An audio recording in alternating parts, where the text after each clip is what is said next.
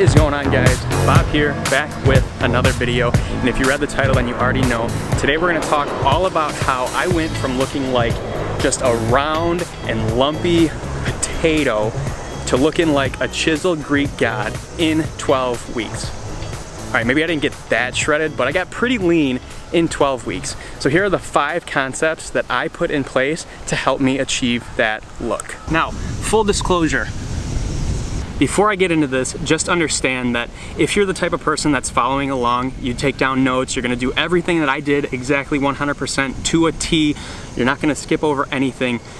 Don't be that person 12 weeks from now that comes at me and says, well, Bob, you just said burn 500 calories and only drink 2 gallons of water every 17 minutes. Don't be that naive, okay? Understand that the results that I got might not actually yield the same results that you get, but understand that the concepts that I had in place could potentially help you reach your goal. You just might have to modify them a little bit. As I was thinking about all of the things that I did for 12 weeks to get the result that I got, I actually came to the realization that there were so many things that I did on a day-to-day basis that I put them in my phone, so I'm gonna read off a bunch of stuff because I don't wanna miss anything, and I want you guys to really just have a good grasp as to what I did in order to get the results that I wanted to get. Let's jump into this. Now, the first thing that I want to talk about is something that is going to be probably what gets the most eye rolls from people, because I think it's something that I've talked about in previous videos. It's something that everyone will always say that you need to have, and that's setting a goal, but not just setting a goal, setting a long-term goal, setting short-term goals too, and why that is so important. My goal was ultimately to lose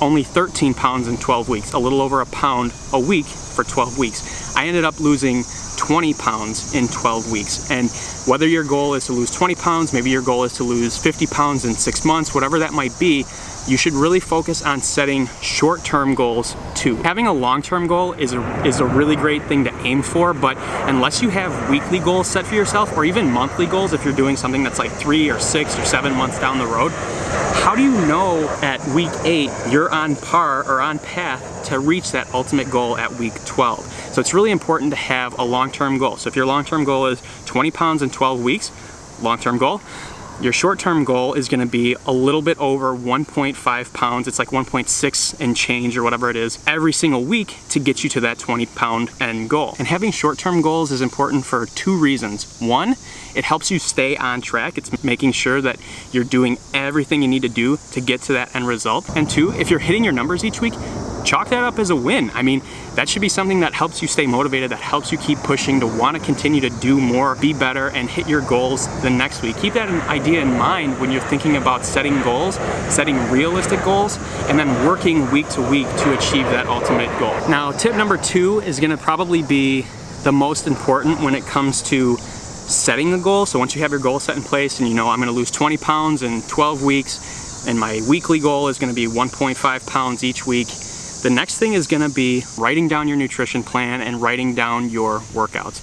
Now, why is this so important? So specifically when it comes to tracking calories or just understanding calories in general, you don't have to dive into it super crazy, but just you should really have an understanding of what a calorie maintenance is and then what a calorie deficit is. If you don't know what your maintenance calories are at the current weight that you're at, you're probably gonna need to spend a couple weeks figuring out what your maintenance calories are for that weight, so that you can create a deficit to ultimately lose weight. For me specifically, my calorie deficit I started with was 250 calories.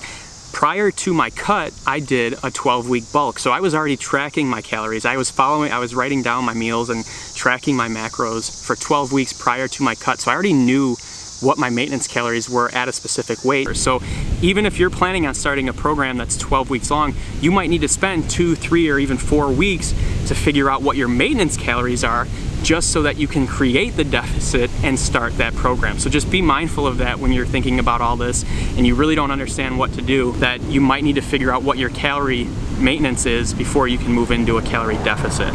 And then when it comes to your workouts, this is gonna be very specific to you and your levels of experience. So if you're someone that's just starting out in the gym, you might not need to go to the gym 5, 6, 7 days a week. You might not even have the time to go to the gym 5, 6, 7 days a week. I go to the gym that much because that's what I love to do. I love being there. I train different body parts on different days, but I track all of that and I write it down. So whether you're going 2 days a week, 3 days a week, you're gonna wanna find a program that fits your lifestyle. So for me, I've written everything down in my my notes app for all of my workouts, my chest day, my back day, and then the weights and the repetitions, the amount of sets that I've done. And I've tried working on building those programs up that work for my body, and the exercises that I do might not work for the next person, but they work for me. So it's important to understand when you're going through this, like, it's all trial and error. You're gonna have to try a few different things before you find something that really does work. And once you get that dialed in, you're gonna be good to go. But for me specifically, on top of tracking my meals, I've been logging meals for like 750 something days in MyFitnessPal. That's not an exaggeration. I've logged almost every single thing that I've eaten for 750 something days straight. And that's something that I choose to do. Some people might call it obsessive. That's okay. It's something that I choose to do, and I encourage you to do the same thing. And same thing with your workouts. I used to be a person that went into the gym and didn't really track anything. I didn't write things down. It was just whatever I felt like training that day is what I decided to do. But you should really have a plan when you go into the gym, especially if you're trying to reach a specific goal. If your goal is to lose weight, you should have something written down on how you're gonna go about doing that in the gym. Now, when it came to nutrition and my workouts as a whole, and when it came to calories, I aimed specifically to burn 500 calories every single day for 12 weeks straight. Now, people are gonna ask, why did you try to burn 500 calories every single day for 12 weeks? It's as simple as this. The concept, the idea is very simple, but by no means is this the exact answer. 1 pound of fat yields 3,500 calories. There are 7 days in a week. If you take 3,500 and divide it by 7, you're left with 500 calories to burn every single day. Meaning, if I burn 500 calories every single day, I should potentially lose 1 pound of body fat, okay? But that doesn't mean that if you're just burning 500 calories that you're gonna lose that weight. No, understand that it's not just about the burning the calories, it's also a calorie deficit, paying attention to what you're eating, proper nutrition, all of those things come into play. So just make sure that you're aware of that. But again, aim to try to hit at least 500 calories a day in energy expenditure. And for me, there were days that I blew past that. I would burn 650 calories a day. I burned 800 calories in a day. When I did my fasted cardio, I'd burn 300 to 400 calories on Saturday morning, going to the gym, doing cardio, and then I would work out and go about the rest of my day, and I would still burn another 400 or 500 calories. So I was at times burning 1,000 calories a day. Just understand that you should have a goal, not only between just setting a goal, setting a weekly goal, setting nutrition goals, you should also focus on setting a goal to burn an X amount of calories per day. And once you have your goals set in place and you have your nutrition figured out, you have your workouts figured out, you feel good about going into it, the next thing that we're gonna talk about is consistency. The things that I did consistently every single day for 12 weeks. So the very first thing that I did every single day, as soon as I woke up and then went to the bathroom, was I would weigh myself, I would step on the scale and weigh myself, and then I would write down what my weight was for that day every single day for 12 weeks. This is important because we see ourselves every single day and it's hard to just visually see a change. So me, I'm a numbers guy. I like seeing the numbers going down. If I step on the scale tomorrow and I see that I'm down 1/2 pound from today, I'm moving in the right direction. So after I would weigh myself and write down what my weight was in my notes app on my phone, the next thing I would do would be take a progress picture. And I'm pretty sure that I like hold the record for most shirtless selfies posted to Instagram and Facebook in a 12-week period. Maybe that's, I don't even know if that's a thing, but I would post a lot of the pictures and really snap the same pose, same pose, same flex every single day, because that's one of the easiest ways to track yourself visually.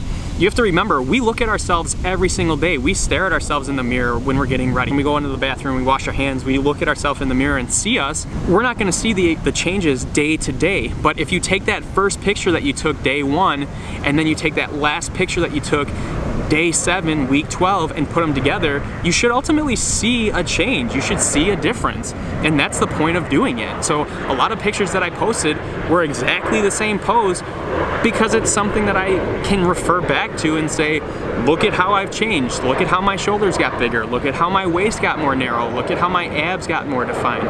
So it's important that even if you're not gonna share those pictures on social media, that you take them for yourself as a reference to go back to, just to make sure that you are, again, moving in the right direction. And the other 2 things that I've done every single day were, 1, logging my meals in MyFitnessPal. I've talked about this in previous videos. I'm gonna continue to say that you need to track your calories. Let me just pull this up really quick. 756 days. I've logged into MyFitnessPal and tracked meals for 756 days consecutively. And again, that's something that I choose to do, but it's something that helps me stay on track. It's a numbers game. I can go back and reference everything that I did, especially with my bulk. Like now that I'm in a bulk, and we can talk about that in a different video, but I can refer back to last year at this time and say, what was I eating to put on weight? Was I eating more saturated fats? Did I have too much protein? Was I not drinking enough water? Those are things that you use as reference points to go back to. So I really recommend that you track your meals in MyFitnessPal or MyPlate, or use some sort of application to track those to help you stay on track. And then the other thing that I was doing consistently every single day was I was aiming to drink 2 to 3 liters of water every single day. 2 to 3 liters, just to give you an example, is like a half a gallon of water. It's a little bit more than half a gallon. And I'd be that guy at the gym or that guy at work walking in carrying a gallon of water around, chugging on it, just to make sure that I'm getting the proper water intake that we all need.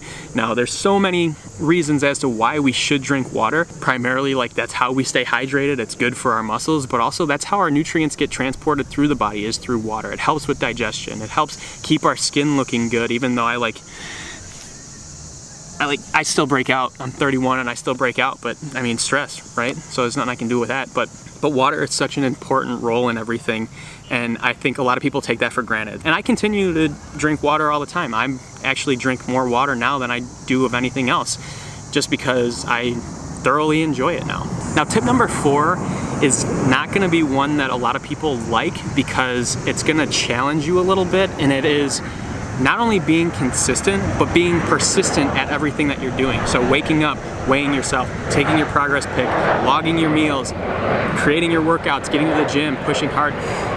You also want to be persistent at those things, meaning you want to get better. When things get difficult and they get hard, it's really important to understand that, like, you're gonna get discouraged. There's gonna be times like you're gonna not want to go to the gym and you're just gonna want to sit at home and eat pizza and watch Netflix. Like, I want to do that some days too, and I totally understand that, but like, when you're in those moments of despair, you need to push and like get yourself out of that funk to get back on track.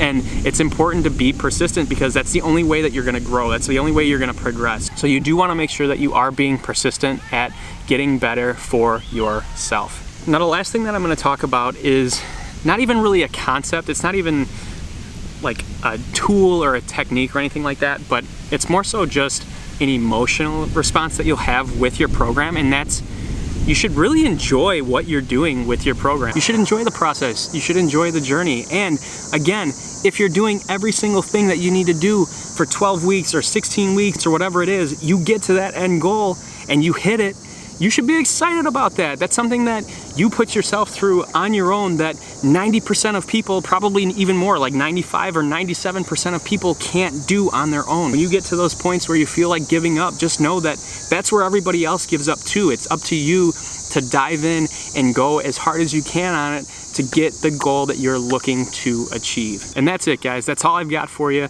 Those are the 5 things that I did every single day to try to keep myself on track to ultimately lose the weight that I did. And I felt pretty good about it, and I hope you feel good about it too. Thank you so much for watching. If you're still watching, hit the thumbs up down below, subscribe to the channel so you don't miss another video, and I will catch you guys in the next video. I love you. Later.